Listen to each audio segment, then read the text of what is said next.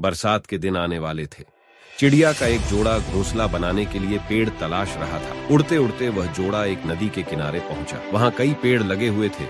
उन्हें वह जगह अपने लिए उपयुक्त लगी। एक पेड़ के पास जाकर वे विनती करने लगे, बरसात के पहले हमें अपना घोंसला बनाना है। कृपा करके हमारी मदद करें। अपनी एक टहनी पर हमें घोंसला बनाने की अनुमति दे दें। पेड़ ने उन्हें इनकार कर दिया। पेड़ के इनकार से चिड़िया के जोड़े को बहुत बुरा लगा। जाते जाते वे बोले, इतना अहंकार अच्छा नहीं। एक दिन तुम भी टूटोगे और तुम्हारा अहंकार भी। पेड़ कुछ कह पाता उसके पहले वे उड़ गए। उड़ते उड़ते वे नदी के पास स्थित जंगल में पहुंचे और वहां एक पेड़ से घोंसला बनाने की अनुमति मांगी। पेड़ सहर्ष तैयार हो गया। चिड़िया का जोड़ा उस पेड़ पर घोंसला बनाकर खुशी खुशी रहने लगा। एक दिन आंधी तूफान के साथ घनघोर बरसात हुई और वह पेड़ टूटकर गिर गया, जिसने चिड़िया के जोड़े को अपनी शाखाओं पर घोंसला बनाने की अनुमति नहीं दी थी। तूफान थमा और बरसात बंद हुई तो चिड़िया का जोड़ा नदी के पास पहुंचा। वहां उन्होंने उस पेड़ को नदी की तेज धार में बहते देखा।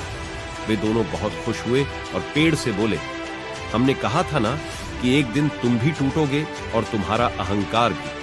आज वो दिन आ गया। ये तुम्हारे कर्मों का फल है।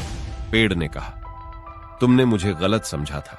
मैं पहले से जानता था कि मैं टूट जाऊंगा। मेरी जड़ें मिट्टी का साथ छोड़ रही थीं और शाखाएं कमजोर हो गई थीं। इसलिए मैंने उस दिन तुम्हें इनकार किया था।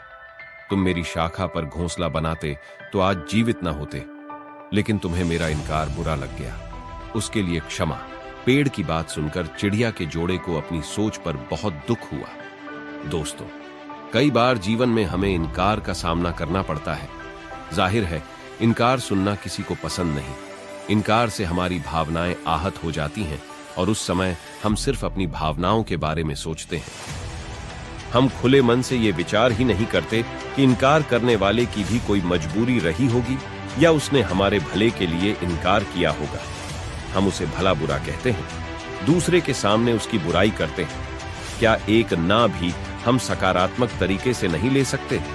अब से जब भी कोई ना कहे तो उसे दिल से ना लगाएं।